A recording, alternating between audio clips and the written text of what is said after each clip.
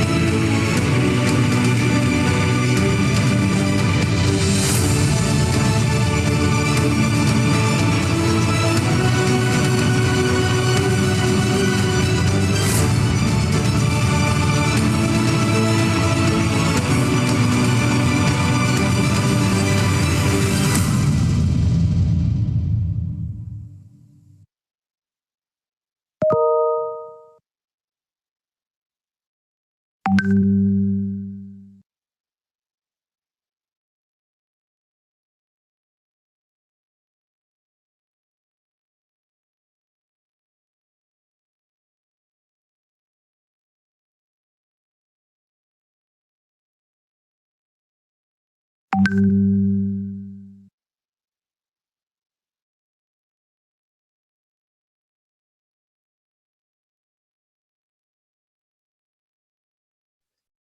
right.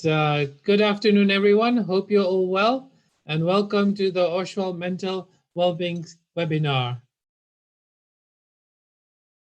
Just going to give you a quick introduction to everyone. And before we do, we're going to start off in the usual manner with some opening prayers. So if you can join us wherever you are in opening prayers, please. Jaijananda Pranam. Good afternoon, everybody. Om Namo Ariyantanam. Om Namo Sitanam. Om Namo Ayariyanam. Om Namo Vajayanam. Namo Loya Savasavonam. Eso Panchanamo Karo. Sava Pavapanasano. Mangalarancha Savesim Padamam Have Mangalam.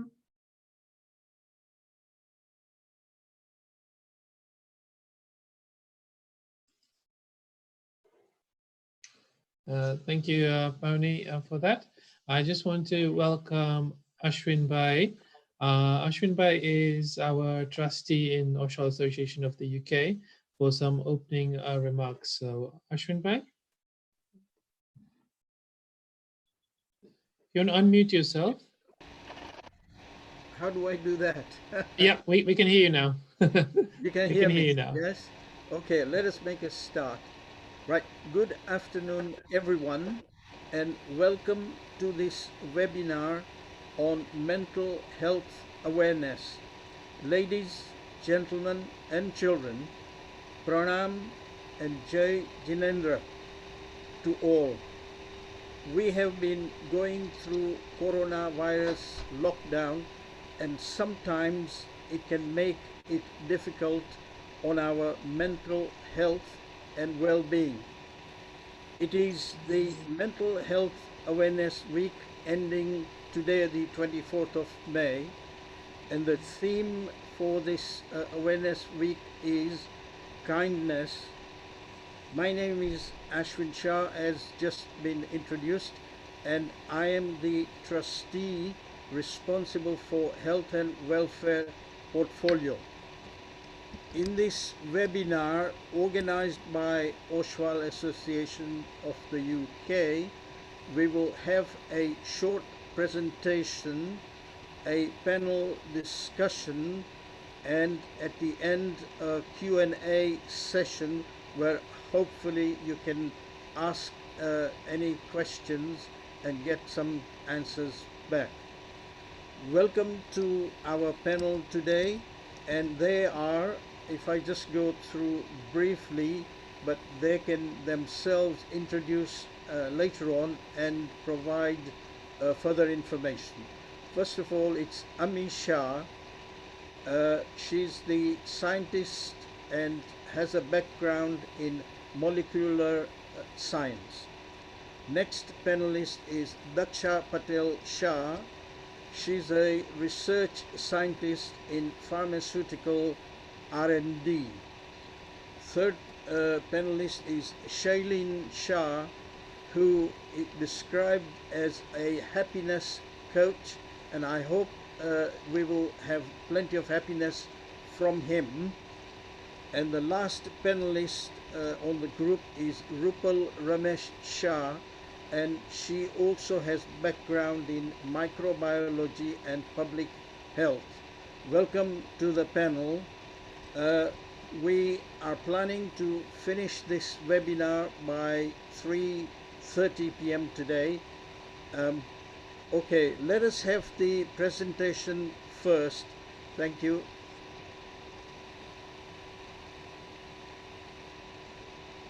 Thank you, Ashwin Bhai. I just want to add a couple of things because people are joining us from the website as well as YouTube. So if during the presentation you do want to ask a question or submit a question, there are a number of different ways you can do that. Firstly, if you've joined us on Zoom, you can use the Q&A button at the bottom of your Zoom window to submit a question. Please use the Q&A button for this. Any comments and general feedback, please use the chat function. Do not put the question in the chat function on Zoom. On our website, if you also go onto our website, oshwal.org.uk/mental-wellbeing, you can also submit your questions through there. And if you're watching us on the Oshwal YouTube channel, youtube.com/c/Oshwal UK. If you're looking at us on YouTube, you can also submit your questions through the chat functions on YouTube, and we'll try and get through as many as possible today. So with that said, we're going to start our presentation. So just going to be sharing the presentation document. And if you also want to follow along, you were emailed some worksheets which may be of help during the presentation.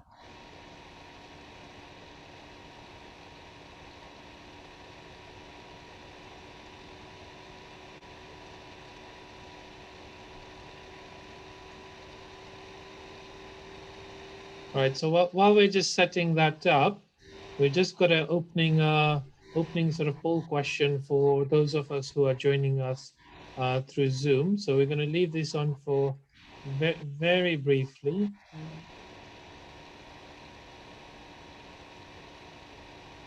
A very simple poll question, which you should be seeing. And if you could answer it, I'll just test out the system and also make you aware of the other poll questions that we're going to lined up in the seminar. So if you see in front of you a poll question, please just submit your answer. And this will be only for those people who are joining us on Zoom. I'm just going to leave it for a very few seconds just to get everybody used to the idea of polls if you've not come across it before in Zoom. Okay.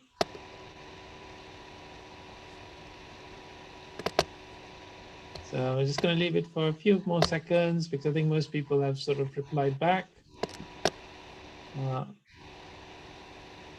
So 5 more seconds then. 4, 3, 2, 1. Thank you, everyone. It was just a little bit of a taster poll question for everybody. Simply asking, how do you feel? And there were 2 options. Great, which was option number 1, and option number 2 was great as well. So that was deliberate, just in case you were wondering. I hope everybody's in the right frame of mind and happy with our afternoon today.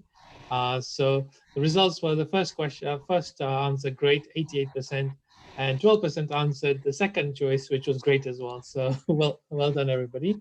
And we're going to be using a few of these polls later on in the session today, and hopefully get a feel for how to use it on Zoom if you haven't done so before. So with that done now, I'm just going to bring up the presentation slides.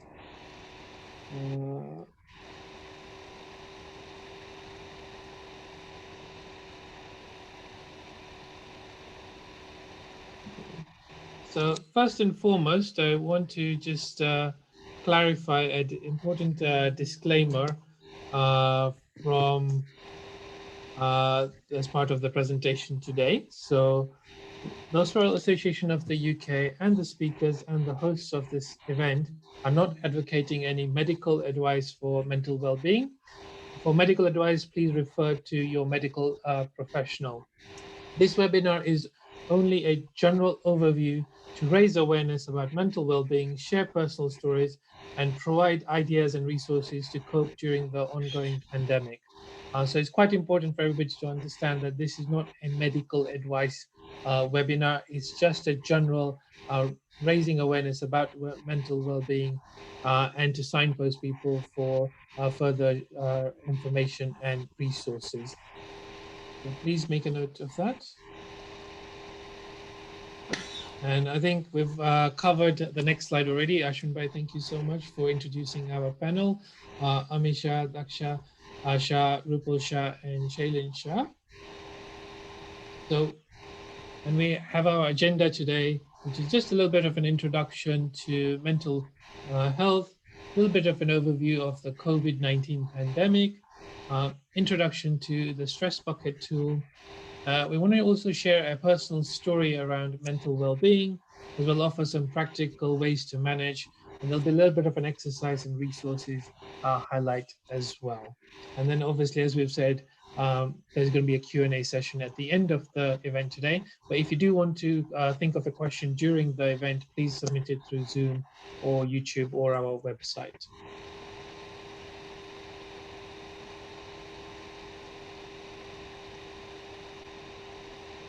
Hey, Jinendra, everyone, and welcome to the final day of Mental Health Awareness Week. And as mentioned, the theme is kindness, or karuna, or daya, as we say it in Gujarati. With that theme of kindness, a quote that we'd like to share with you is one by Patch Adams, a doctor. And there's a film by which you may have heard, be familiar with, called Patch Adams, which starred Robin Williams. And the quote is, "When we treat an illness, we either win or lose. But if we treat the person, we listen to them and we love them, we can't fail." And that treat the person, listen to them and love them is what kindness is, or one aspect of kindness. Next slide, please. Brilliant. So the World Health Organization, WHO, defines health as a state of complete physical, mental, and social well-being, and not merely the absence of disease or infirmity. What we'd like to do is actually add one more component to that. So it's the physical, it's the mental, it's the social emotional, and also the spiritual. So that is the one we would like to add to it. And these 4 dimensions is what we say makes up a human being, it makes up our health, and it makes up our happiness. And all 4 of these are connected, and any imbalance or disturbance in any of those ones has an impact on the other 4. So what we really want to do is make sure we look after all 4 of these because they're so well connected to each other. And the main focus today is the bottom left one, mental health.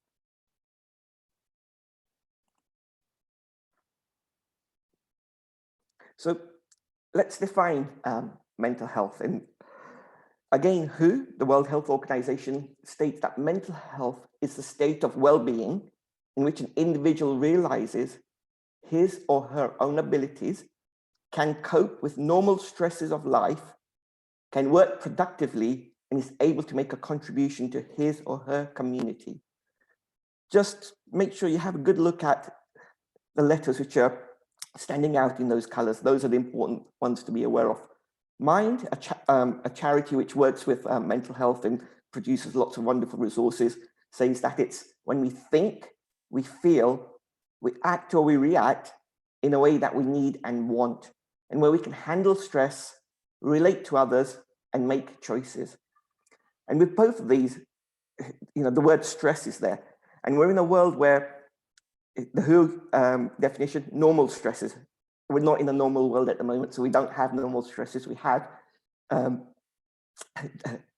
abnormal stresses that we're dealing with. Hence, the real focus on being aware of our own mental health as well as others. And each year, 1 in 4 people has an impact on their mental health. And this could be, and there's various types of mental health. It could be depression, it could be anxiety, schizophrenia, bipolar disorder, worry, and many others. And some of these could be, related to various things, whether it's trauma or an injury or the brain not working properly. Various factors can lead to it. So hence, the subject matter is very wide. But what we really want to do is share some aspects of it in relation to the stresses we're facing and try and give some insight into that and share some tips and tools to help us through this.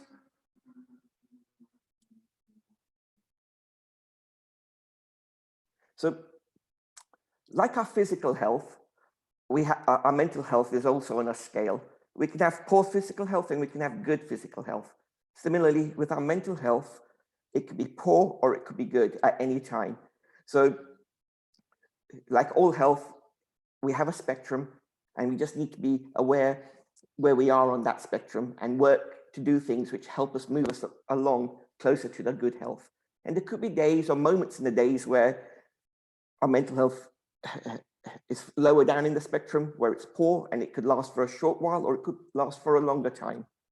But with some of the ideas and concepts shared later in the presentation, we can do things to help us move more towards the good health. In relation to thoughts, feelings, and actions, these are what I'm about to share now are my own observations from our own experience. And the first is we can have many different thoughts on many different things all at the same time. So you could be thinking about your work, your family, your health, the pandemic, the car MOT, what you can have for lunch, what you can have for dinner, and your finances, and all of these different things which concern you, and having thoughts on these all at the same time. And that is, many, many different thoughts all at the same time, and that can lead to stress and overwhelm when we can't handle those. So that's one aspect where many different thoughts and feelings all coming in at the same time. Another one which I've observed is it's a thought on one particular theme, but many different thoughts on that one particular theme. So it could be where the thoughts are all about just work and different aspects related to work and many, many different thoughts just on that one theme of work. Or it could be many, many different thoughts on the theme of, loss of or the death of someone close to you. Or it could be many thoughts on the pandemic. So it's many, many different thoughts on one narrow theme. So that's the distinction there between those two. And what we really, part of this is being aware of what we focus on, because what we focus on, it becomes our reality, and what we focus on is what expands. If we're only looking out there for red cars, we'll only see red cars. If we're there looking at a wider picture of green cars, we'll see green cars. But if we're there looking for cars, we'll see cars. So similarly, what we put our focus on in terms of our thoughts, whether they're empowering or negative thoughts, is what will become our reality, is what will become what impacts on how we feel and act. So part of it is where we can, switching those, becoming aware of those thoughts and feelings and switching them towards more empowering and positive ones, and ones which help us transition away from poorer health to good health. Again, this isn't necessary work for all the different kinds of mental health aspects that are there or issues that could be there, but it's there more pertainingly to the thoughts and feelings related mental health issues. And I'd like to hand over to Rupal now. Great, thank you. So I am going to further define well-being in the context of public health. The two components for well-being is that it integrates mental health, which is basically your mind, with physical health, which is your body. What this does is it provides a holistic approach to disease prevention and health promotion. So if you look at it, that actually goes together. You promote your health, you're really preventing diseases. The well-being is a positive outcome, and the way we measure these positive outcomes are by various factors. So one of the factors can be your environment, such as living conditions. If you have good living conditions, which we would define as having basic food, shelter, and clothing, but also going a step further and ensuring that we have meaningful relationships, employment, or financial stability. Those are all related to positive outcomes, which affects our well-being. The well-being generally includes global judgments of feelings and how we perceive feelings. Shailinji already mentioned several of these, but I say global judgment as it's a very inclusive way to figure out, different feelings, whether it's feeling sad or depressed, or going all the way to happy and excitement. And really, our environmental factors will shape that. I mentioned some statistics with the disparities here to help people understand really how vital and important this topic of well-being and mental health is in the context of public health. People with mental health disorders usually die 10 to 20 years earlier than their counterparts. This is largely due to other disparities that we recognize in the field of public health, which relates to the number of mental health workers that are designated for populations. So in low to middle income countries such as Kenya, Tanzania, there are 2 mental health care workers designated to 100,000 population. If you put that into a percentage, it's a very, very, very low percentage. It's about 0.002%. In high-income countries such as the UK, where all of you are living, and the US, where we are, we have slightly more mental health care workers trained for populations. We have approximately 70 for a population of 100,000 people. Still very low. If I put that into a percentage, it's 0.07%. Understanding these disparities is important because it helps us understand where we lack in public health. And one of the things that has come to light, obviously, is that during a pandemic, these disparities are widely shown. Next slide, please. Thank you. We are giving this mental well-being presentation very much in the context of the current COVID-19 pandemic. As you are all aware, the COVID-19 disease is caused by SARS coronavirus 2. You are already aware of all the details. It emerged in China in December 2019, spread to parts of Europe, and now has also spread globally with the largest number of cases and the largest number of deaths in the US.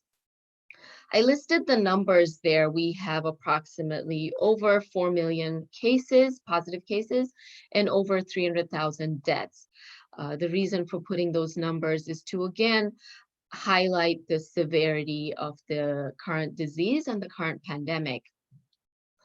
You have already been hearing this on the news and from various media sources, just putting it up there again so that you are aware of the transmission patterns, as well as the symptoms, and as well as the prevention measures that have been prescribed by organizations such as the World Health Organization. So just keep those in mind during this pandemic.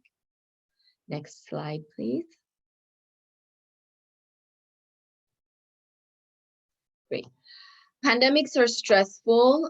We know this due to other pandemics like the 1918 Spanish flu, as well as the most recent Ebola outbreak. We also currently always have tuberculosis outbreaks in low and middle income countries. These can be stressful to populations. It can result in different things. So we obviously may feel stress. We may feel fear. There's a lot of fear of the unknown. There's a lot of worry. It affects our behavioral patterns. There are changes in sleep or eating patterns. It can also affect our concentration, whether it's concentrating at work, whether it's concentrating if you're a writer or a runner, all this can be affected. Pandemics can also result in the worsening of chronic health conditions. If you have diabetes or any autoimmune disorders or any health conditions, these need to be kept in check during a pandemic. Any other underlying mental health conditions, again, a pandemic can be stressful and can have worsening effects to that. Everyone copes with these stress factors and pandemics in different ways. There could be an increased usage of substances such as alcohol, tobacco, or drugs. I put that up there because if you do have increased usage of alcohol, tobacco, and drugs, that makes you more susceptible to diseases. So it's very much in your benefit if there are increased usage of any of these coping mechanisms to consult medical professionals. And again, there are a lot of sources out there, such as the World Health Organization, the Centers for Disease Control, that elaborates further on this. Next slide, please. That is a picture of me, very much in a spacesuit, working in a biosafety level 3 lab where we worked on tuberculosis. Tuberculosis would be a biosafety level 3 agent, but so would COVID-19. Since it's airborne, it's a biosafety level 3 agent. In that picture, obviously, you see me smiling, part in fact, because there's a camera in front of me and I'm posing for a picture. This is to, again, highlight that you never know what's going on inside a person, even though on the outside things may look different. That picture is taken after a long day and several hours spent in there, so I was probably ready to get out. That's one of the things I want to point out. And then the other thing I want to point out is that in mental health, in topics and conversations of well-being, we really just don't even need a spacesuit to protect ourselves or to mask ourselves. Really, a topic like this requires conversation and requires openness and caring for each other. Very much similar to what's happening and how this presentation is being given in this community of ours, and what I would say globally, since we are meeting at different points from different parts of the world. And now I will hand it over to Dakshaji to take over. Thank you.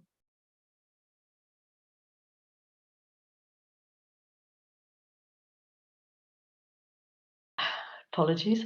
Thank you, Rupal-Ben. We're now going to go and do a little exercise, and I want you to all think about something. So you have been sent a resource, and it's something called this stress bucket. What I'd like to first of all do is think about the analogy is a stress bucket. It's a tool. What we'd like you to do is imagine there is a stress bucket, a bucket, and you carry with you, and this slowly fills up when you experience different kinds of stress. Okay, so think about that. And then what we would like you to do now is we're going to do a little poll where what we're going to ask is, next slide, please. Thank you. So what is filling up your stress bucket? Okay, number 1, family relationships. Number 2, work stress. College. Number 3, college or schoolwork. Number 4, finances. Number 5, health. Number 6, lack of sleep. And number 7, COVID-19. And number 8, all of the above. So we're going to give you a little time to do that little poll. And then I think Ashish Bhai is going to tell us, and then we're going to carry on with this stress bucket. So we're just going to launch the poll now. So again, those joining us on Zoom, you should see a poll in front of you with the question, what is filling your stress bucket, and the various options that have been outlined. Option 1, family relationship, work stress, school or college work, finances, health, a lack of sleep, COVID-19, or all of the above. So if you could fill that in, that would be great. The poll is anonymous, so you don't need to worry about whether anybody will know what you've said. So we want to make it at ease for everyone that it's completely anonymous. No one will know who's identified with stresses. It's just to get an idea from everybody joining us today on Zoom. So it's good. We've got quite a few responses coming through. That's great. I'm going to leave it on for a few more seconds just to give everybody a chance to complete the poll. Again, this is for those of us who are joining on the Zoom session. You'll be seeing the poll in front of you. And it's a very simple question. What is filling your stress bucket? With 8 options on there, just select the ones which apply to you. You can select more than one if it relates to you. So again, the options very quickly are family relationships, work stress, school or college, finances, health, lack of sleep, COVID-19, all of the above. So I think we've got majority of the responses back. So that's very good. Thank you, everyone. Just going to leave it for a few more seconds and then we'll close the poll. So you can choose more than one item if you want to. Okay, 5 more seconds. 4, 3, 2, 1. Thank you, everyone. Thank you, everyone, for submitting the poll question. Dr. Shaban, do you want to go through it now or a little bit later? Let's go through once I've done the bucket, Okay, and then we can have a look at the poll. Yep. Sure. I'm going to just put the presentation back on. Please. Yes, thank you. And we can see how everybody's feeling when we've done the bucket. Okay, next slide, please.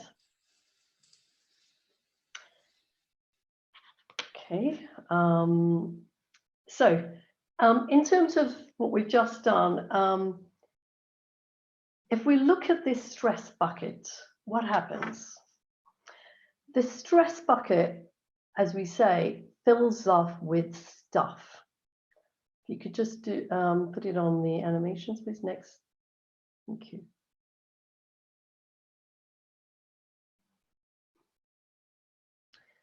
And this is what we call the stuff of life: family, relationships, job problems, anxiety, poor diet, we've been through that, health worries, dealing with change, money issues.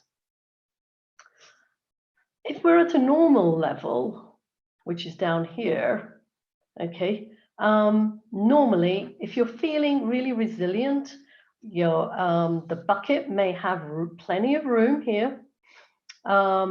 Before you start to struggle. However, if you're feeling vulnerable, what may happen is your bucket will overflow.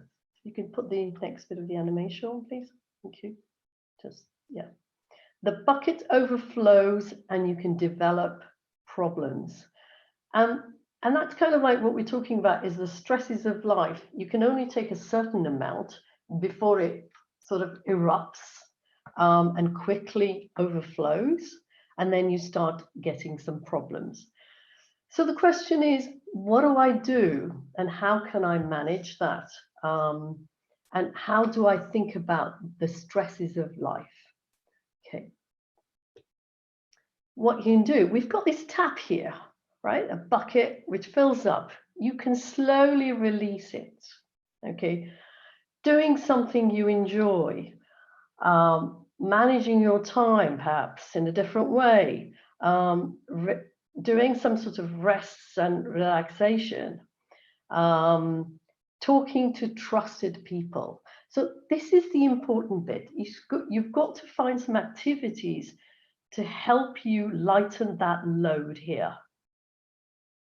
And that's a way of thinking about that bucket that continually fills up and you become overwhelmed by all of the elements, the stuff of life, as we call it. Next slide, please.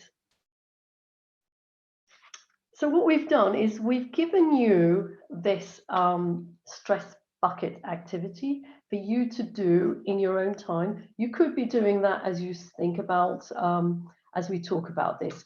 So you have this bucket. So think about what is filling up my bucket. Yeah. Use it. What is the pressure flows? The pressure flows in and the bucket overflows. So think about what helps you reduce the stress. how can you keep those activities going even when you've got so much going on? Use the bucket to think about how you can help your well-being yourself. What are the trigger points? Yeah. The helpful ones are, as we say, if you manage your bucket, you're able to have coping strategies in order to manage it. It's when you start getting into that uncoping way where you're not able to unblock that tap and release those elements that are filling up and continually causing you stress. So what we'd like you to do is use this resource that we've sent to you and think about what is filling up your stress bucket and write a few things down as we go through. And you could also use it later on. So next slide, please. Another resource that we've also sent you, which you can also use, is to try and recognize what is my stress signature. Okay, when we talk about that is, what are the physical signs that are of me?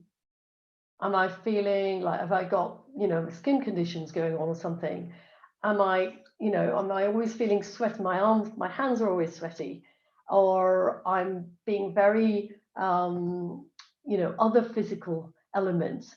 And then thinking about what happens to my thinking, my thoughts, what's happening on my thoughts. You can write them down there. How do I feel emotionally? Am I shouting at people every minute? Am I smiling enough? Just thinking about all of those and writing down and thinking about what your stress signature is at this moment in time, and maybe over the last few weeks as well. And what about your connections to each other? Have you stopped your connections to each other? Your friends? Yes, you can. There are virtual mediums that we can all use. Let's think about that. We're all on social media. Maybe you've stopped all that. There is social media chat as well. So this is something that we want you to use, perhaps to think about your stress signature. Next slide, please. And then we've got some. Okay, so now I'm going to do is pass that over to Shelenbai, who's going to just talk about some personal mental health well-being. If we could just take it back one slide just for a moment. So I'm going to share in brief a couple of my stress stories and how I dealt with those, and hopefully some of what I share you might be able to relate to. But as Dr. Menas shared, this stress signature, do this exercise for yourself to be aware of the different signs for you. But what I'd like you to do is, as I share my story, and in particular the first story, have a look and just make a note in terms of the physical signs, the thinking, the emotional aspects, and my connection to others as I describe the story. So if we go on to the next slide. So about a decade ago, actually, not even about a decade ago is when, and around this time, a decade ago is when I had work-related stress that had been building up over a 2-year period from 2008 to 2010. And I will share that story in a moment, but there were various factors over a period of time which led to that and how I dealt with that. And then more recently, October last year, had a death of a friend, and again, it had an impact on my mental health during then, and how that was dealt with, and then one which all of us looking at the moment with the pandemic, and how in those initial few days things were happening, and then how I I've managed and dealt with those. So those are the three streams that I'd like to share. If we move on to the next slide. So as mentioned, about a decade ago, I was working in RBS, in IT, a developer, working on projects there. And at that time, if you remember, the bank was going through massive growth, lots of takeovers, lots of integrations and big projects and so forth going on. And during that 2-year period, I was on a couple of projects, which were really quite long projects, year-long projects where, lots of demand. But the key thing here was the role I was playing in those projects was beyond my skills and capabilities at that time. So I was being asked to do a role where I didn't have the adequate skills, both mentally or technically, to deal with those. I didn't have the training provided to support me in that. And I didn't have the support network there in terms of it in the workplace to help me during those times. So those are a couple of factors to keep in mind. And what was happening was I had this huge responsibility on my shoulders to make sure I deliver the things that were asked of me in the workplace, not to fail and not to jeopardize my career. And when we take on things, we commit to them and we want to do the right thing. And what happened was I was working silly hours, very late in the evening, mornings, weekends. I didn't have control on my time. I didn't have control on those deadlines. So working very crazy hours, worried about what I had to deal with the next day, and all the things that were in my pot to work with. So if you remember that picture right at the beginning of the head with lots of different things coming in, it was that. So it was the work stuff, it was outside the work stuff, it was family, all of these things having to be dealt with, and leading to not sleeping well. And sometimes not sleeping at all, because your mind is just ticking over and you can't sleep, and you wake up, and if you do grab some sleep, and you're not rested in the morning. And then the impact on my health in terms of nutrition and eating, it was, quick lunch at the desk, 15, 20 minutes while on a conference call. So you're not having that break from the work environment. You're not getting away from your desk and walking, and you're just quickly having something to eat and not mindfully eating it and digesting it carefully. And all of these things, had an impact on my focus and not being able to focus on things and be productive. And that feeling of just overwhelmed with lots of things coming through. And it was a position where I felt I couldn't talk to anyone else or relate with others because they weren't going through the same thing as me at that time. Or that's how I saw it. And it led to feelings of not having hope, being unhappy, calling in sick because just, the brain wasn't working, the energy wasn't there, and just not feeling that I could face going into work. So all of those things there, and that sense of not having any support. So those are the different things going on over that period of time. But next slide, please. But the thing here is, I hold up this bottle of water, and it could be a glass, and this holds 500 mils of water. And if I held it for a minute, and if you held it for a minute, it's no problem. If we held it for 5 minutes, we can all do that, with our arms outstretched, holding the glass for 5 minutes. 15 minutes we can do. Maybe an hour, some of us might struggle. 3 or 4 hours, a lot more of us struggle. If we're holding it for the whole day, 24 hours or 3 days, we're going to end up with a chronic arm ache. We're not going to be able to function properly, and we're going to have pain and suffering. And that's what happens if you're holding on to it for a long time. That water, if you think of it, represents your stress, your worries, your concerns. Over that period of time, give a little bit away to evaporation. That 500 mils isn't going to change much. So those worries, concerns, stresses are still there. The problem is the duration, the fact that we're holding on to it for a long period of time. That's where the problem is. So what we've got to learn to do is learn to put the bottle down and put it down for a while, rejuvenate ourselves, recenter ourselves, and then be able to pick up the bottle again. So similar to the stress bucket idea, it's switching on that tap to allow that flow to happen in order to be able to have that capacity to come back in and deal with the challenges that are there. So it's not a case of running away from the stress. It's not a case of ignoring the stress. It's a case of building a capacity and our resilience to be able to deal with the stress, and remembering that we need to do things which help us put the bottle down, and do those on a regular basis. So that was, the work environment stress one.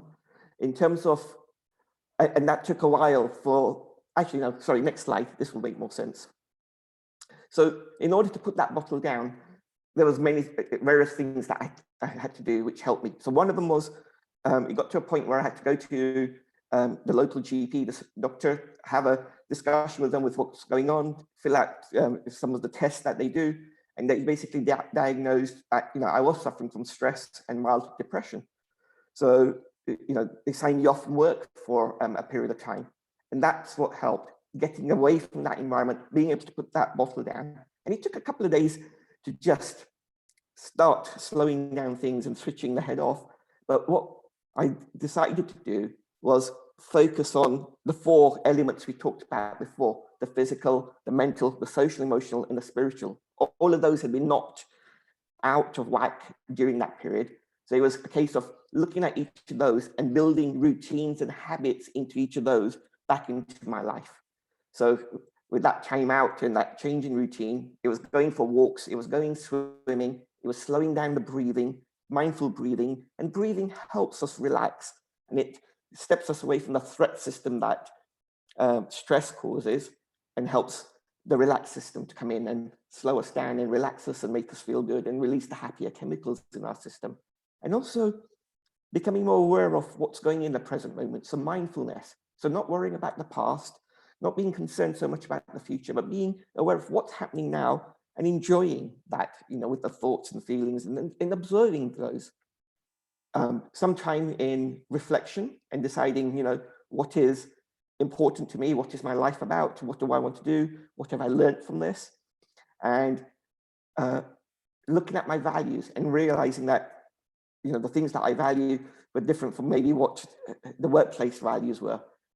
And with that experience, my confidence had been knocked, my self-worth had been knocked, because you feel like you failed and you feel like you haven't been able to do what is expected of you. So that's another issue, expectations. But it was a case of looking at my successes in the past, both in the work and outside of work, looking at the skills I have, looking at my values, looking at my abilities, looking at the things I have learned, and reminding myself of those. And that then helped build up the self-confidence, the self-esteem, the self-worth, and really important, talking to people, friends, family, and other people, and discussing what's going on and getting ideas and suggestion, and getting involved with volunteering work and service, which was an important part for me, had got stopped, and getting back into those things. And with that, and the picture you see in the middle, the keys to mental health, it's that social connection, and all of these things is about being connected with other people. And connection is so important. It's staying active and doing the different physical things which help our mental and spiritual and emotional well-being. All of these things help us manage the stress. It's having the right nutrition, the right diet, the right fluids. All of these things help improve the quality of sleep and help in terms of meaning and purpose. And a lot that really helped me was the practice of mindfulness, kindness, which is our theme for Mental Health Awareness Week, and the practice of gratitude. And all of these things helped do that social connection, do the awareness of what's going on, and build those incorporate those happy chemicals into my system to deal with the stress. So these days now, I have habits and routines in each of the physical, social, emotional, mental, and spiritual areas which help me. And what's beautiful about this is, if you think about it, what Oshwal Association is offering with the online stuff, and also when we're not in the pandemic, with the regular stuff, the physical, the youth clubs and the get-togethers, the mental, the learnings, the teachings that are happening here, the social emotional, where we have the get-togethers and the socials and the parties, and the spiritual with the dharma being shared. And all of these 4 different areas are being served. And we just got to make sure we tap into those and keep those going for us. So those are the things which are important and which we can do. And in a moment, Ami will give us examples similar to the ones I've shared, but with more detail on the things we can do, which helps us put the glass down. It helps us rejuvenate. It helps us top up on the happy chemicals. It helps us have a breather, and it helps us build our resilience to deal with the challenges that we face. Please, I'd like to pass over to Ami. Thank you so much, Shailen Bai. So before we discuss some potential ways to manage your well-being and also address stress, let's look at some of the positive effects of stress. So something to remember that we need to have a balance of both positive and negative, and stress too in the short term can have some positive effects. So next slide, please. It can be very motivating. So when you might realize that when you're stressed, you plan to fix things, plan a bit more, prepare for more things. It's always very motivating. It's a cognitive enhancer, so it helps our brain to focus a bit better. It's also physically enhancing. So it enhances reactions, reflexes, releases adrenaline. So something to the animations, please, Ashish. Thank you. So let's say a lion or something is running towards you. It will enable you to have your reflex action, either run, do whatever you have to get away. However, as Shailen Bai and Dakshaben both said, stress in the long term, when it piles up, can become a big issue. So what we're going to focus on next is things you can do, practical things in order to address it. Something again to remember is what I discuss isn't going to be everything you can do. There are different ways and unique things which can help you personally. So it's a very tailored approach. However, this is a more generalized thing, and some of these might work for you as well. Next slide, please. So to make it a bit easier for you, let's break it down into 3 categories: dealing, resilience, and treatment. So if we start with dealing first, you need to identify your triggers. These could be regular things, this could be one-off events. And for example, COVID-19, it's an ongoing stressful event. So it's going to be a trigger for pretty much all of us at this time. What you need to do is organize your time better. So life is changing so much for us for a while, and it's going to continue to change. Whether you're staying at home, working, or social distancing, you're likely to see so much disruption to your normal routine. So what we need to think about is how can we adapt and how can we create positive and balanced routines. What you might find it helpful is to write a plan for your day, a plan for your week, whatever works better for you. And in order to address some of the causes, this is an example. So many of us keep on looking at the social media like 24 hours a day and have so much information, and that can make you so much stressed. So what you need to do is try limit your time, what you spend watching, reading, listening, or even looking at the media coverage of the outbreak. What you need to do is accept the things you can't change. It's okay to acknowledge that some things are outside your control, and some things, you can keep on having repetitive thoughts, which can lead you to feel anxious or overwhelmed, and that's really not helpful. But what you need to remember is everyone kind of feels the same. It's okay not to feel okay, and you don't need to be embarrassed of it or have any stigma attached to it. Some useful resources are things like the Every Mind Matters page on anxiety, NHS mental wellbeing audio guides, and those can also provide further information on how to manage anxiety. Next slide, please. So if we look at the next category, which is resilience. So when people registered, we received a few pre-questions prior to the webinar regarding coping with loneliness, and also received a question regarding an individual feeling stress because of not being able to play sports like badminton and not having anyone to talk to. Hopefully some of the lifestyle changes I discuss can help you cope a bit better. Relaxation techniques can really help people feel with feelings of anxiety and stress, and a lot of different and free resources have useful techniques such as tools like Headspace, which have things like guided medication techniques. There's so many free tutorials and courses online. A lot of people are coming up with innovative things like online pub quizzes, streamed live music concerts, which are free tools that you can find online. What you can do is get your creative side on, develop hobbies. You know, many of you can do all these things by yourself. You don't need another person to do some of these activities. These can be things like reading, writing. So one of my really good friends has started writing a sitcom. So that's something you could think about. Maybe, you never know, you could be published one day. Playing lots of games, doing puzzles and things like Sudoku, doing crosswords. Those are things that can help to keep your mind active. Maybe pick up a musical instrument you started to play before, or something like drawing and painting. I've seen so many people recently doing this thing called painting by numbers, which is really quite creative. And even if you're not a professional at painting, it can be something really creative and fun to do. Things like photography, joining live interactive cooking videos. So just the other day, I saw this really nice cooking videos of how to make brownies. And it's really fun to get involved with because the hosts normally make it so fun and interactive for you. And classes like that can bring out such a creative side in you. So you need to find something that works. Looking after your physical health, make sure you get enough sleep, maintain regular sleeping patterns and keep good practices. So avoid screens before bed, cutting back on things like caffeine. Your physical health has such a big impact on how you're feeling emotionally and both mentally. And if you're able to go outside, consider things like walking or gardening, abiding to the social distancing guidance. If you're staying home as well, you can find easy, fun home workouts and exercise videos online. So many personal tutors are holding really nice free tutorials, and they make it so interactive for you, and it's something to really look out for.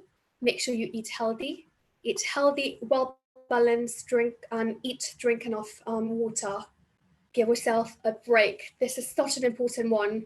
You need to take time to relax and focus on the present. I know during this time of COVID, all of us are really thinking about the future, how our work life, home life, even other things are going to improve. But what's important to remember is try focus on the present, which can really help you. Build your support network. It's so common to feel worried, stressed, or helpless about the current situation. Maintain relationships with people you trust is so important with your well-being. Make sure you be kind to yourself and others. It can really make such a big difference to yourself as well as anyone else you're speaking to. Remember, it's such a difficult time for all of us, and sharing how you're feeling with others can help you to cope as well, but can also give them maybe ideas on how they might be able to cope a bit better. If, let's say, for example, you don't feel comfortable enough to speak to any of your friends, family, or work colleagues, you can also speak to NHS recommended helplines or find online support groups. Next slide, please. Which is treatment. So we'll start with things like spending time in nature, ecotherapy. If you can, once a day, get outside, abiding to the social distancing guidelines.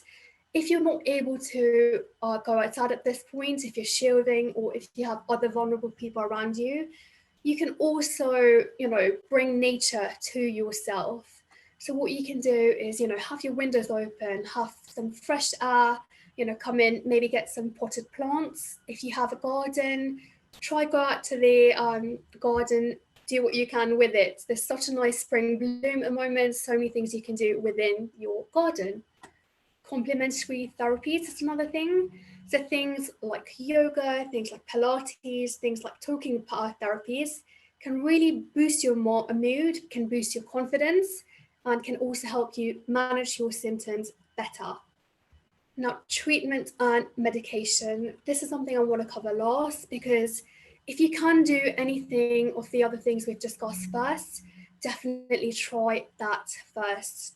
But if you notice if your symptoms are getting worse and if you feel unable to cope with them, please consult your GP, who might be able to prescribe medication to help you treat your symptoms. Some of the potential treatments they might prescribe could be things like cognitive behavioral therapy. So that's CBT. It helps you understand how your problems, thoughts, feelings, and behavior affect each other. It can also help you question some of your negative and anxious thoughts, and also do things that you might usually avoid because they make you anxious. If the behavioral treatment might not work, your GP may refer you to a specialist or potentially prescribe medication to help you with your symptoms. So in summary, recognize and actively address your signs of stress to maintain your well-being. Take care of yourself emotionally, mentally, physically, and spiritually. Maintain a very healthy work and life balance, your personal life. Try not to overwork, and make sure there's a divide between your work as well as your normal day-to-day life. Take regular breaks, take time off when you need to. Seek support if you have to from colleagues, friends, family, or medical support from health professionals. And remember, be kind to yourself and others. Thank you. I'm going to be passing on to Dakshaben now.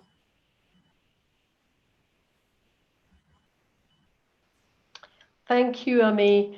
So I just want to say one thing, first of all, is that part of these exercises that we've sent to you and the resource is information that we have at my work. So I'm a mental first aid champion at work. A number of us have volunteered and we all have been trained. We've been through this exercise ourselves. It's really, really helpful because you can write down exactly, here's what I'm feeling, here's what I think I could think about, and how do I manage that stress. So this is another exercise that we've sent to you, which you could use. How do I manage my stress buckets? Thinking about what evidence do I have to support all those feelings of the stresses they have? What can you change? And really, what can't I? And actually, when we talk about things like work and sphere of influence and what you can't change, accept it and leave it where it is. Think about what needs my attention, who can help me, what are the resources? We've given you some resources which may be very helpful to you. And then putting aside some of those unhelpful stuff that you've been kind of using, perhaps it doesn't really do anything. So those strategies may not be working. And then thinking about what alternatives there are around that I can try instead. So use some of those exercises that we've given you and think about them. So again, we're just going to go to the next slide and just reinforce what can I do, and thinking about small changes that you can make. So one of the things that a question has come in about work-life balance. Create a routine, morning exercise, great motivator, brings the adrenaline up and you feel positive for the whole day. We all have hobbies. This gives you that sense of control. Maybe you think about a new craft, as we just said, or an idea. Think of a new project. Yeah. Sometimes too much chilling in front of the TV and just wanting a whole, it's easy. But if you suddenly decide, I'm going to take another project and I'm going to do something, your focus shifts away from just yourself onto something. Maybe you do something where, you decide to do a couple of tasks a day. Actually, one of the things I talk about, wearing something new. That is always uplifting. We have unprecedented times. Nobody's got dressed up. We're all sitting at home, in tracksuits or whatever. When you get up for work, you get to your desk, make sure that you've put on your best face, outfit, whatever you like. It makes you feel good. And, you know, do a little bit of a tidy up, you know, positive always. Thinking about reframing your negative thoughts, you know, instead of saying, I can't stand staying indoors, modifying, you know, I don't like staying indoors, but I can stand it. Yeah, I've studied for the last 7 weeks. I am resilient. Yeah. And then thinking about all that news, not all waking hours, and, you know, social media, not all the time. Be kind to yourself and give yourself time. You know, people were saying, there was a question around, what do I do in this time? Loneliness. You know, we have technology that we never did. Call somebody. We've forgotten how to call somebody. We just do these quick chats. Have a lovely conversation with somebody and phone them up. That is the best thing you can ever do. And think about all of those things as you do your little exercises. Next slide, please. And then, can we have it? Yeah. So here's just some reminders of things you can do and use that resource. In the interest of time, I'm not going to go through that. We're going to go to the next slide, please.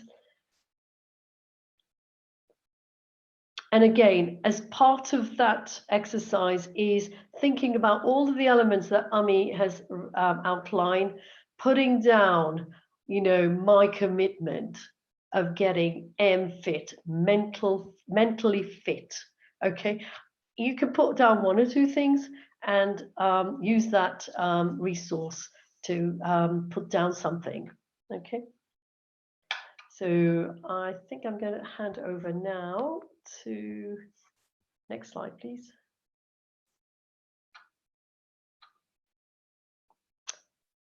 To the resources. So here is a series of resources that we have talked about, and these will be available for you to gain access. I mean, it's available. These are all there, and they will be posted. Next slide, please.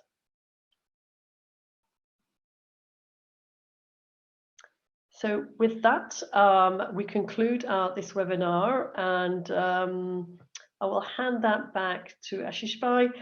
Please ask your questions, and we'll try and see if we can answer them as much as possible.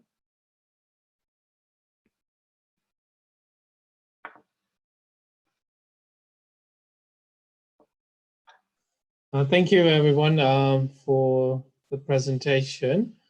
Just going to quickly put on the screen different ways you can ask questions.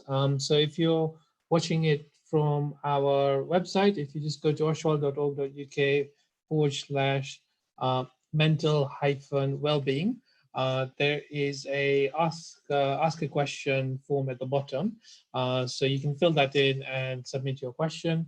Alternatively, if you're watching us through YouTube, there's a chat functionality on YouTube, and you can simply submit your question through there. Or if you're on Zoom, you can use the Q&A button to submit your question. So I'm just going to leave the screen on there for a second, just so that it gives an opportunity for everybody to get the address they need to go to in order to submit a question. In the meantime, what I'll do is, Dr. Mish, should we just go through the poll results from the stress bucket? Yes, that would be really good. Yeah. So let's go back to that. Yep. Yeah. So interestingly, so we asked earlier on Zoom, what is filling your stress bucket? And there was a few choices we could make: family relationships, work stress, school or college, finance, health, lack of sleep, COVID-19, or all of the above. The good thing is a majority of the people joining us through Zoom have answered. Thank you so much for doing that. And by far the most popular response was lack of sleep. Mm. So that's clearly probably something that I think all of us need to address, myself included. And I'm sure some of you guys received the joining instructions for this very webinar at 3 o'clock yesterday morning. So lack of sleep is something I completely sort of agree and kind of relate to. We also had the second two most popular responses was COVID-19 and work stresses. So those were the three most popular responses back. And I just want to open it up to the panel just to get their thoughts on that while we collate some questions which are coming through.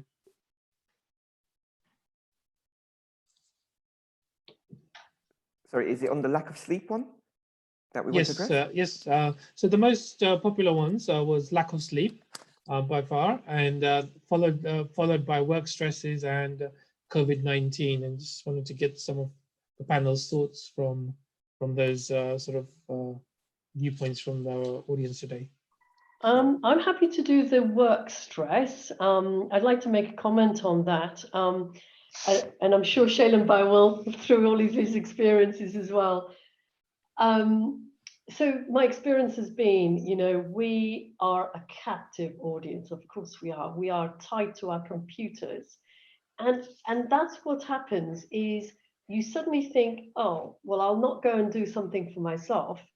I'll just carry on here. Another email, another email, another email. Before you know it, you're there till about 3 in the morning answering emails. Nobody needs to respond to an email at 12 o'clock. I think you've got to set boundaries and think about yourself. You may not be traveling. I used to travel an hour and a half. Okay, I'm not traveling. What do? I get up and I give myself that time. And I think, what am I going to give? You know, do some exercise, put some regimes back into your life. You may be sitting at your desk, you're not tied to it forever, just because you're there. It's a bit like what happens when the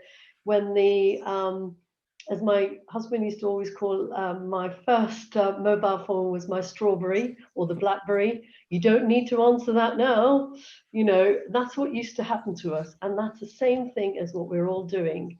But I think there's got to be cut off. There's got to be lunchtime. Go outside, get off that desk and give yourself, and you should actually be getting off your desk every 20 minutes, really, doing some stretching exercises. And something we've done at work is we've brought people in and we've had them all doing some stretchings to get up and go, because, you know, if you continue to do this, you will get physical symptoms in your back and your neck. If you think about your head, it weighs way above more than the rest of your body. And what happens is it weighs down and you're just like this.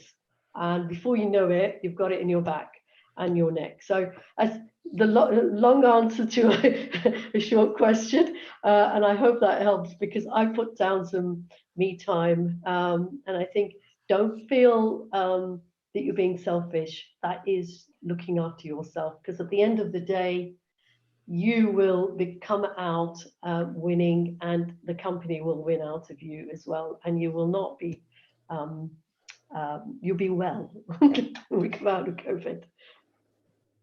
I'll just add one thing to that. There's a well-known book and phrase, don't sweat the small stuff.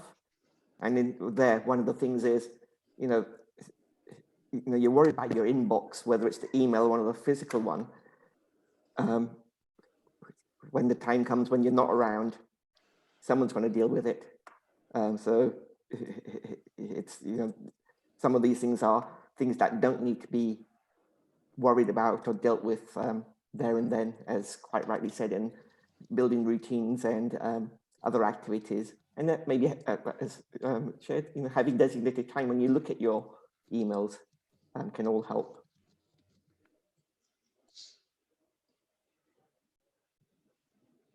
Definitely, thank you.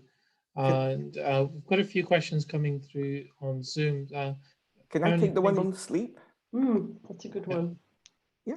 So with sleep, you know, some of the well-known stuff that's out there is saying, have a wind down routine, not looking at your phone or social media an hour before you go to bed. And all of these things are important because the brain can be active. Having the bath to help relax. So all of these things can help.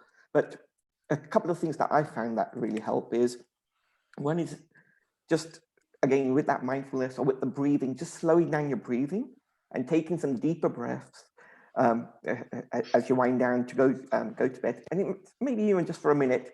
And in doing so, it is, I've mentioned before, it activates your relaxing system and soothing system, and that then helps. The other one, which has been scientifically shown, with the science of happiness, is the practice of gratitude.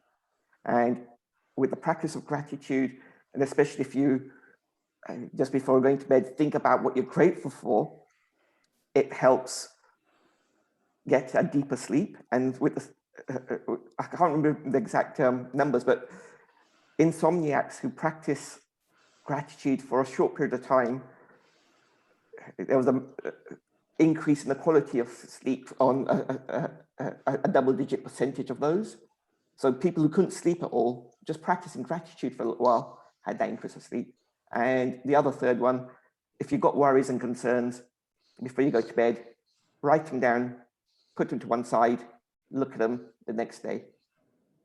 So a few things there, but highly recommend the mindfulness and the gratitude practices.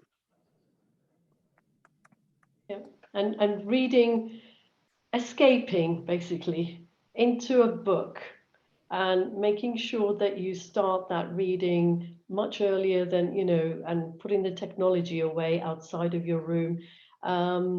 Music, beautiful music. Music is the food of life, and that really does relax you, and that will put you to sleep.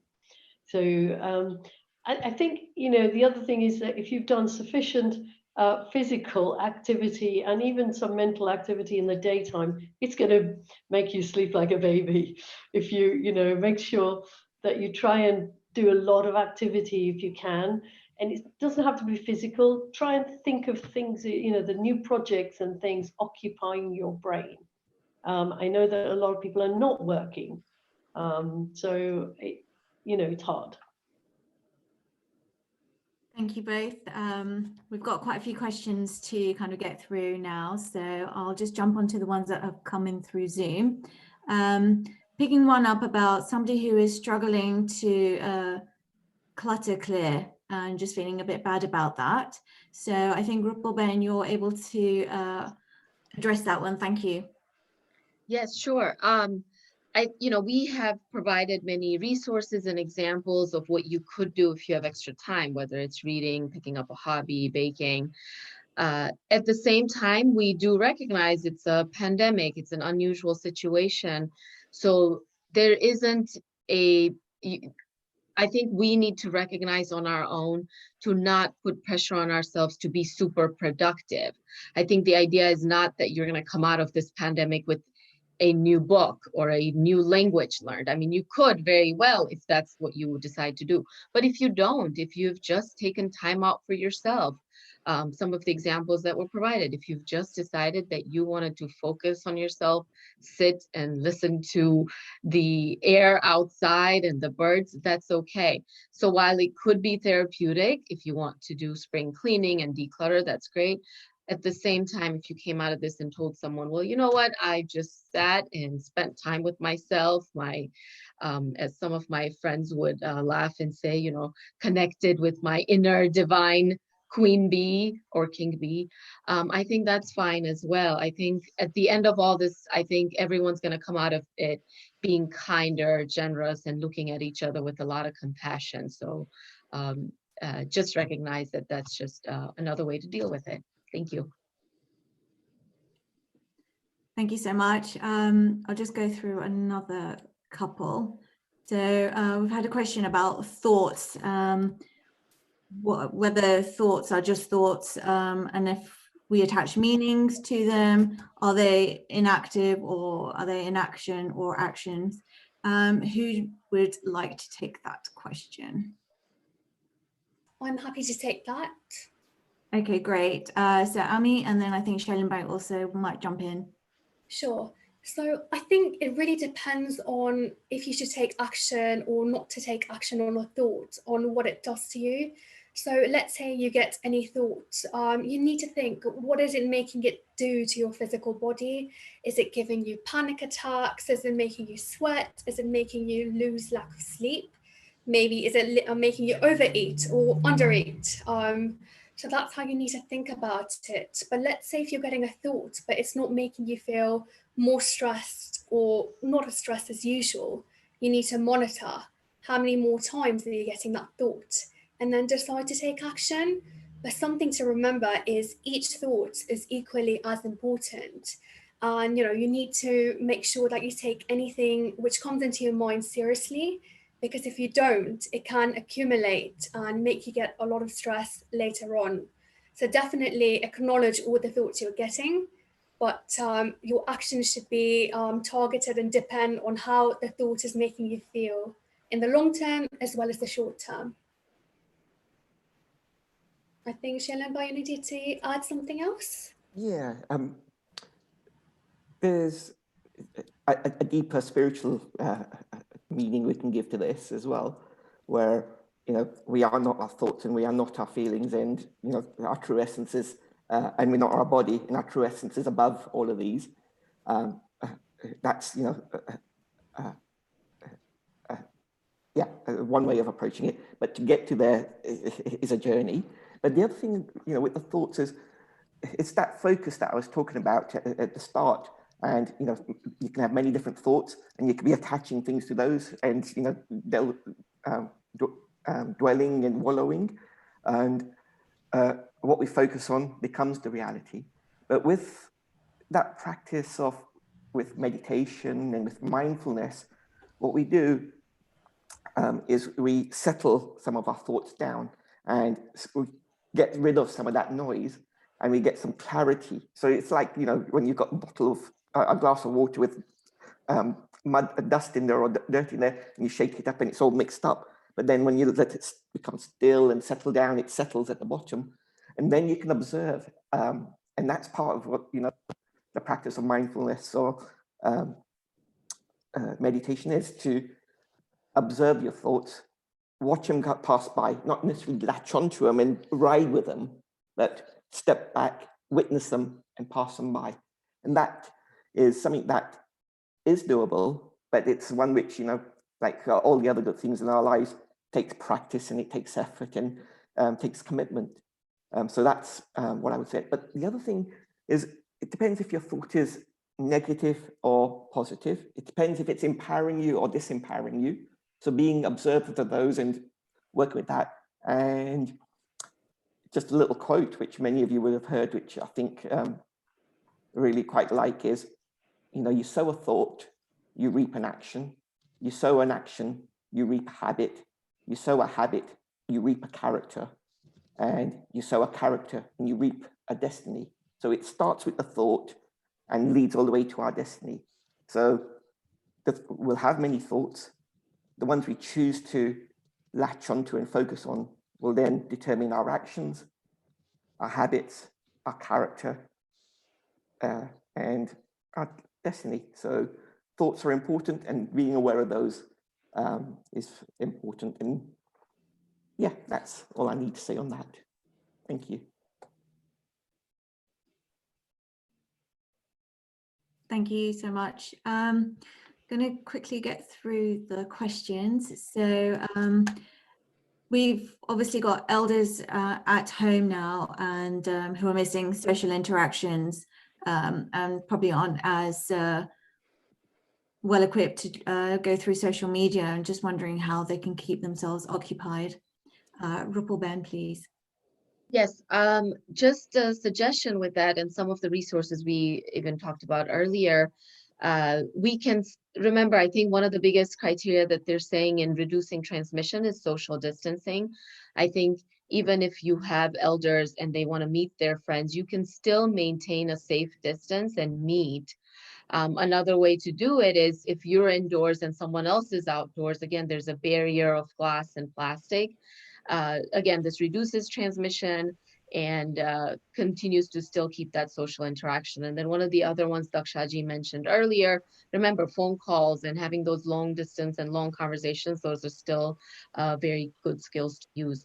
But even now, one of the biggest things that they're saying is that we can, if we start to meet, at least in some parts of the US, as long as we're maintaining a safe distance, and especially with elders, they'll all have to maintain that safe distance. I think it's possible to still interact with people. Thank you. I had something to add to that. So just giving an example of my grandparents, my daddy and my nanny, what they've been doing. I know they're normally not the type of people who like social media, but I think in this day and time, they've adapted themselves and joined things like online virtual stubborn groups and budgeons. So what they've been doing is, like Zoom, like this webinar, and on YouTube doing that. So that's actually brought such a big smile to my daddy's face, because what she does is she might ask the host if she might be able to sing the next time. So what she does is, practices, actually finds the songs, sings, and there's so many people organizing that. So whatever part of the world you are in, that's the beauty of it. You can still join Zoom and, virtual things from whatever part. So a lot of East Africans living in the UK have links in Kenya. So in Kenya at the moment, so many, online stubborn groups and things are going on. So you can maybe ask any of the relatives you have if you can join in. So I think that's really good for some of the elders. And I know that's something that's personally worked for my grandparents. Thank you. And just sorry to add, if they're on their own or not able to use the social media tools that are out there, or somebody not able to help them, and you're aware of that, or you're aware of anyone in the family who's on their own, with that theme of kindness that we have for Mental Health Awareness Week, take on the responsibility to give them a call every other day and encourage other family members to give a call every other day and keep them connected, and just ask, how are you? What's going on?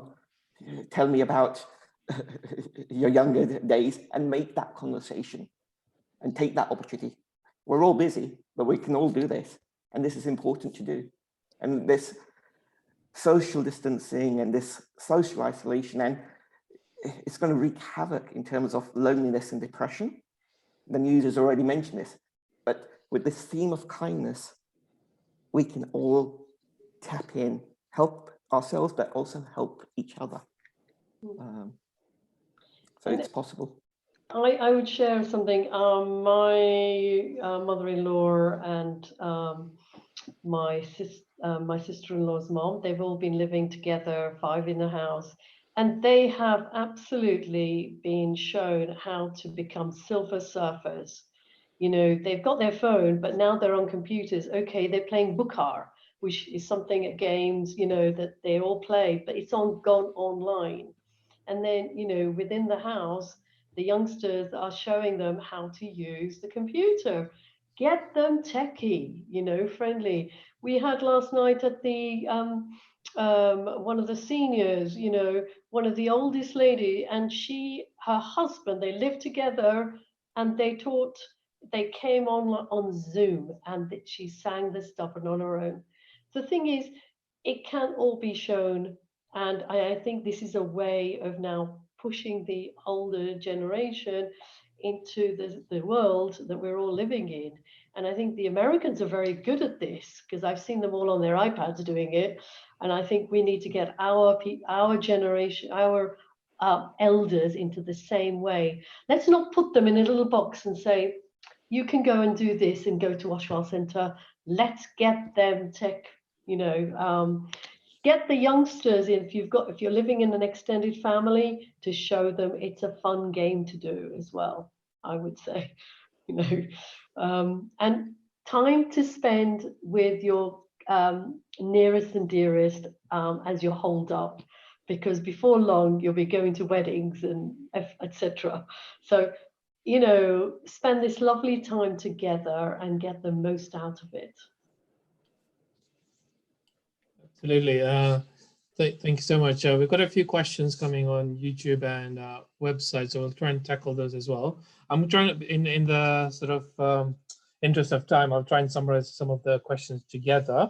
A common theme seems to be coming across with regards to elders communicating about mental health, not having readily access to social media, and what they can do about that. So just for the benefit of our elders, आपने मानसिक बीमारी માટે આપણે અહીંયા તમે વાતો કંઈ કરવી હોય તો કેટલાય પણ છે ને મફત રિસોર્સિસ હોય છે NHS ના ઉપર, અને તમે તમારા છોકરાઓ કે ઘરમાં હોય એ લોકોને તમે પૂછી શકો કે તમને એક્સેસ આપે કે NHS ઉપર.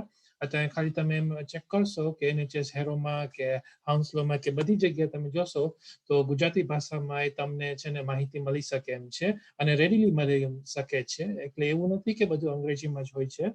એટલે એ તમે ધ્યાન રાખજો, અને તમને જરૂર હોય તો તમે ઘરમાં હો તો એ લોકોને પૂછો કે જે તમને ખાલી લોગિન કરી દો કે વેબસાઇટ ઉપર દેખાડી દો કે કેવી રીતે વાંચી શકીએ, અને ઘણી બધું રિસોર્સિસ ઇન્ફોર્મેશન એ રીતે મળે છે.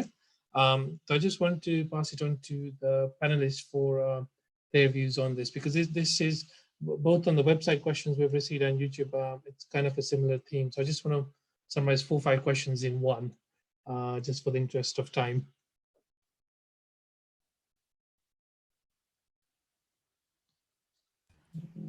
So I think, Ashish, you've summarized it really, really well. It's important for everyone. I know it takes really a lot of time to adapt, but try being as patient as you can with your parents, you know, with your grandparents, anyone you can. Remember, it might take them a lot of time to maybe, you know, get the hang of social media. But although it might take them time, it's not impossible. You know, just taking from people I volunteer with, my own grandparents, some of them, you know, might get the hang of things really easily, while other people might take much longer. So it's important to be patient with them, you know, not get frustrated easily, because that can give you more anxiety, give you more stress.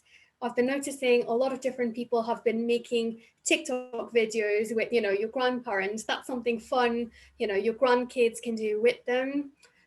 Something to remember is our grandparents and parents have all seen so many more things, some maybe even worse than what we're going through now. And they might actually have techniques which actually might be able to help us better. So speak to them, open up to them, because they need somebody to talk to as well. And by you communicating with them, you find that each of us have something very valuable to share. So communicate, you know, call them, just make them a phone call, send them something if you can via post, and just remember, be as kind and patient as you can with anyone and everyone.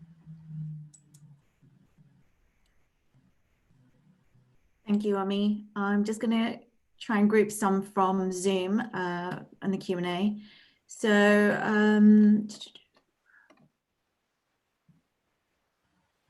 there's a couple about work. So how do I cope with stress after being asked to going back to work during this uncertain situation? And then another one is about somebody having a very demanding job, and they've been at home since April. I think some sort of boredom and anxiety has set in, particularly around COVID and when it ends, and then just thinking about life going back to normal.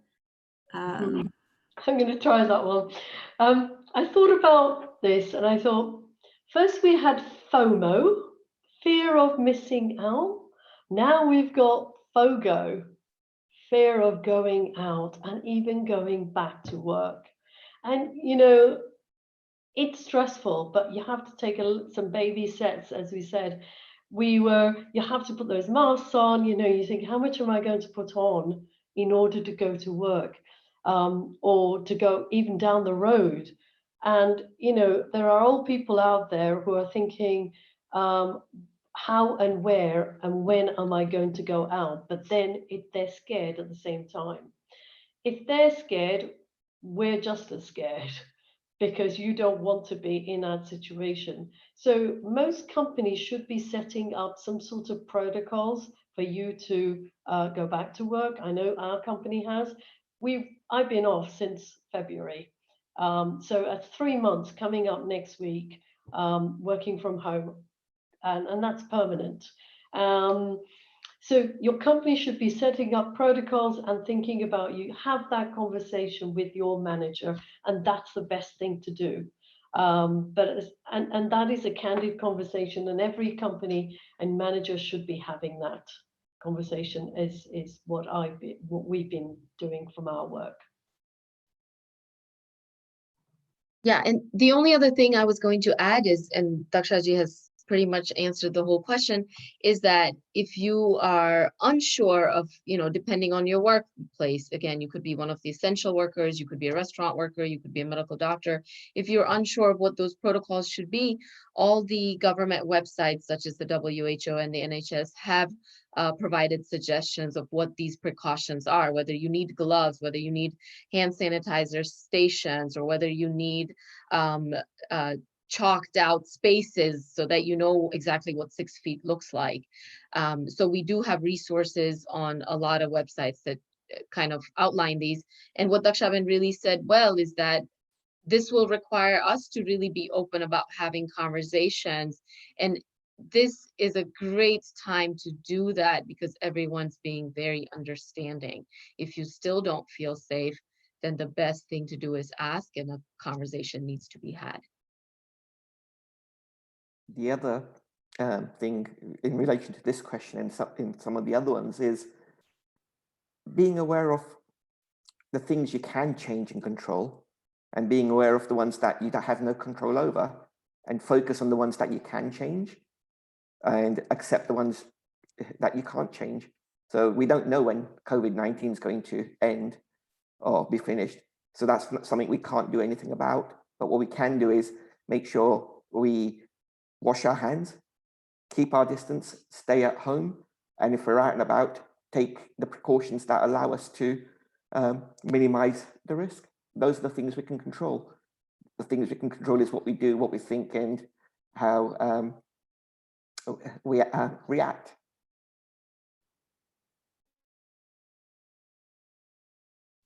Absolutely, and I think it's in line with the question which is on the website as well. Again, about social media, and I think it's a point that we've covered previously. I think Dakshaban's mentioned it in her presentation on just looking at news all day long. And also just, and this more just me speaking personally, social media, just being aware of, there's a lot of news and information, sometimes misinformation on social media, and to constantly be exposed to it and forwarding sort of messages like that can also lend itself to being stressful or giving a warped kind of worldview of matters, especially around things like COVID, where there's a lot of information about miracle cures and things like circulating. So just being a bit mindful of how you're digesting the information and not just blindly accepting sometimes information which is on social media. And one thing I really found helpful quite recently, it's actually a book recommended by Bowney. So she gave me a book and it's something I hadn't read previously. And it simply was talking about factfulness, that basically the view that you take on is based on some sort of fact and information, not just hearsay. એટલે કઈ આપણે સાંભળ્યું એટલે માની લેવાનું નથી, સાચું છે એમ નહીં, પણ આપણે જે ખબર હોય કે આપણે એની પાછળ સ્ટડીઝ હોય કે સાયન્સ હોય કે સમ ડેટા હોય અને એમાંથી તમે તમારો ઓપિનિયન અને ફેક્ટ તમે ડેવલપ કરો, તો એ એક જાતની મેન્ટલ તમને શાંતિ આપી શકે કે તમે દર વખતે ખાલી ગમે તે ઇન્ફોર્મેશન મળતી હોય તમે એક્સેપ્ટ નથી કરી લેતા. શું કેમ? કારણ કે તમે ફેક્ટ ઉપર તમે જીવો છો.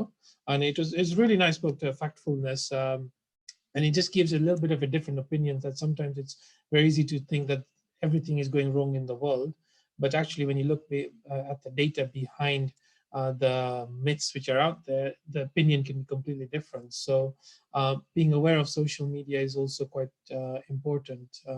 So that was just based on my sort of view on a question which came up on the website. I just want to open it up to the panel for their view, please.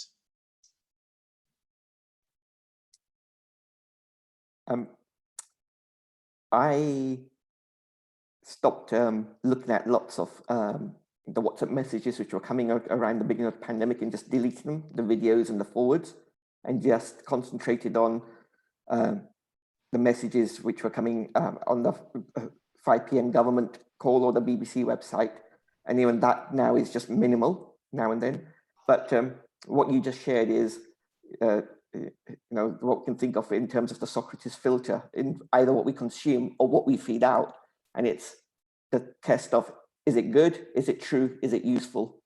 And if it doesn't meet one or more of those, ignore it. And so the fact one is it true? Is it good? Does it help? And is it helpful and useful? If it meets those, share it. If it doesn't, bin it.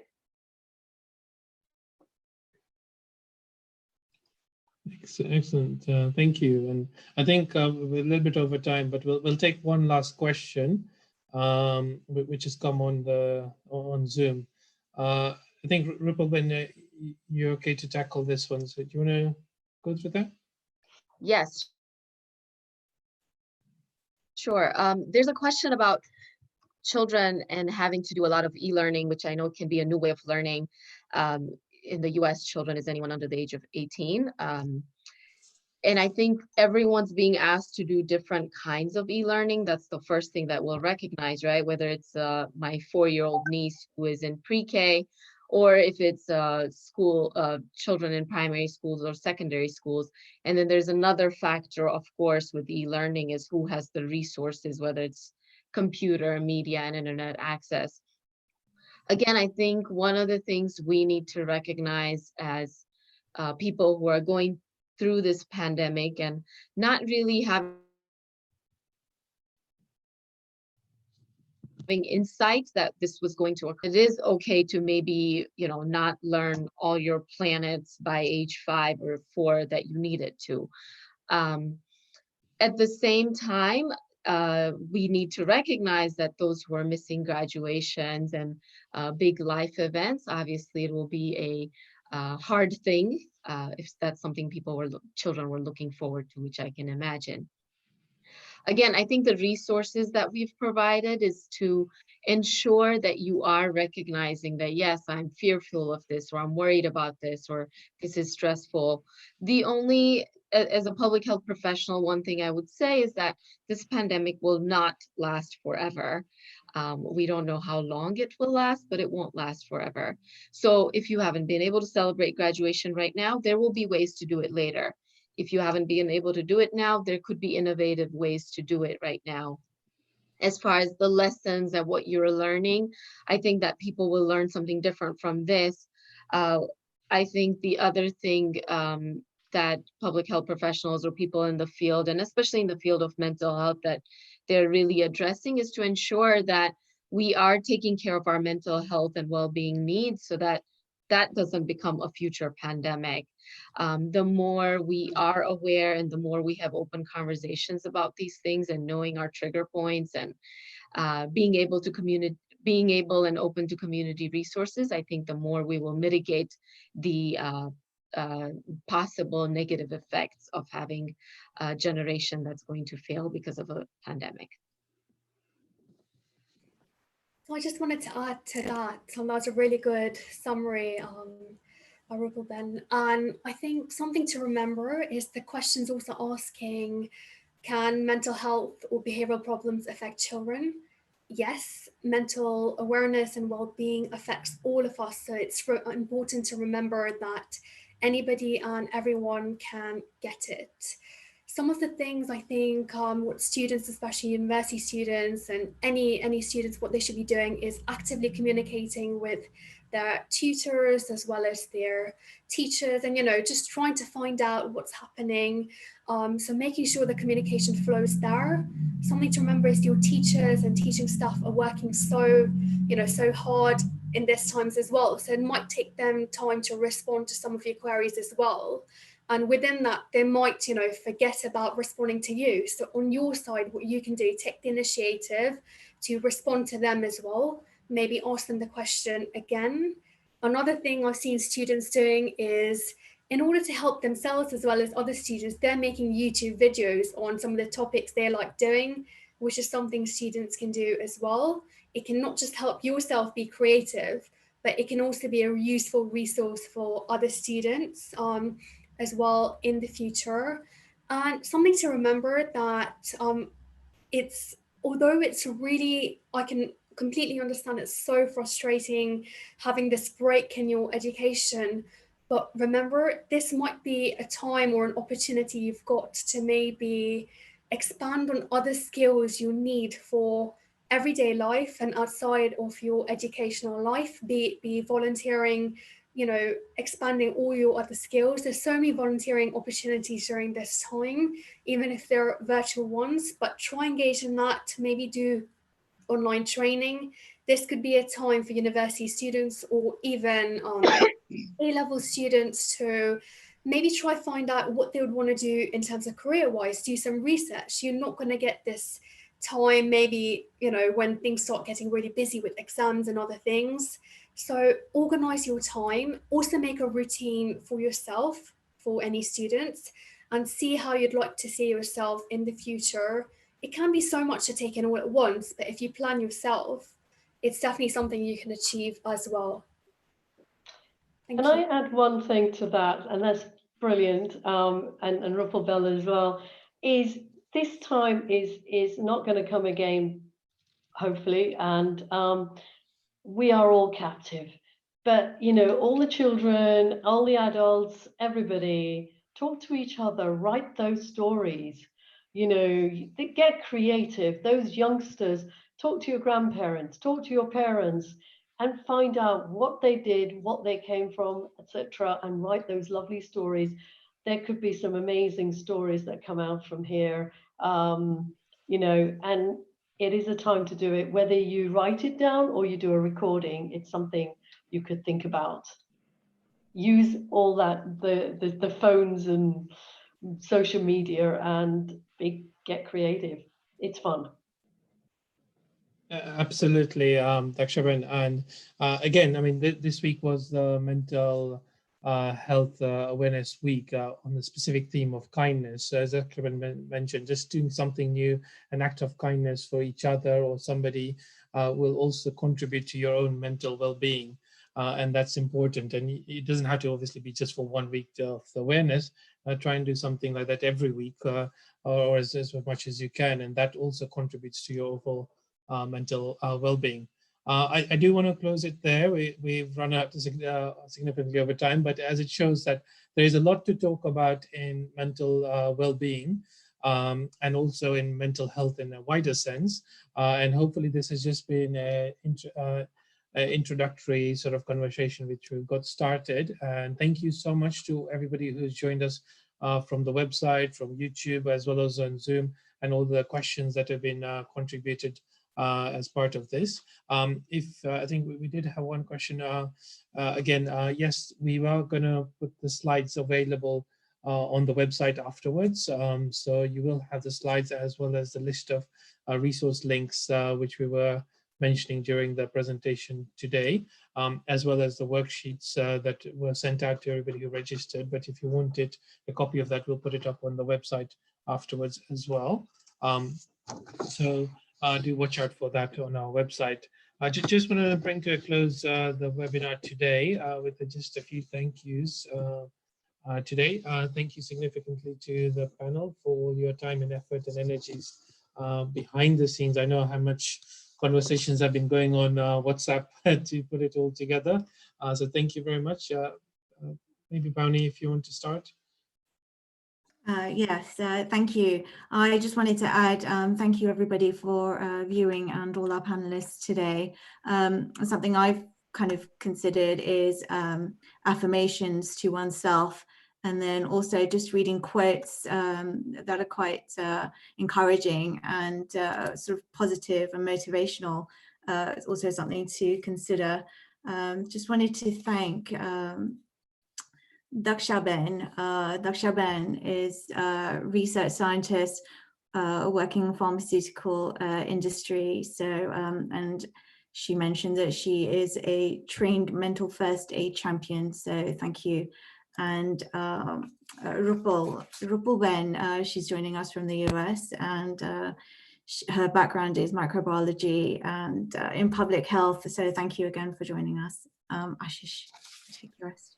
Yes, and Shailin Bhai, thank you so much for all your effort and energies as well. Shailin Bhai is a happiness coach, speaker, trainer for all these different skill sets he's had, and I think he's been very busy this week with all your, I think, webinars and online sort of information. So very passionate about obviously creating a happy sort of life based on his own personal experience, and creating a sort of balanced life between sort of personal development, science of happiness, as well as spirituality.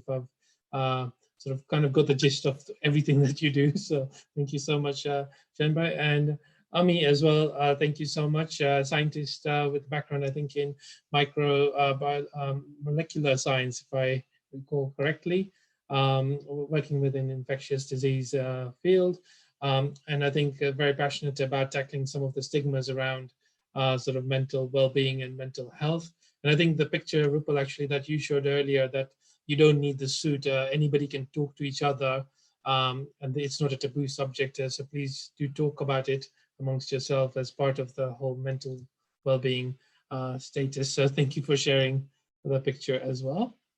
So thank you so much to everybody who's joined, and thank you also for Ashwin by the beginning to kickstart our webinar today. We'll put it up on the website afterwards, so if anybody does want to look back on it, as well as access the slides and the resources, they will be able to. So with that said, thank you so much for joining. Stay safe and keep alert as always, especially with the corona pandemic. Stay safe, everyone, and take care of each other. Jai Jinendra.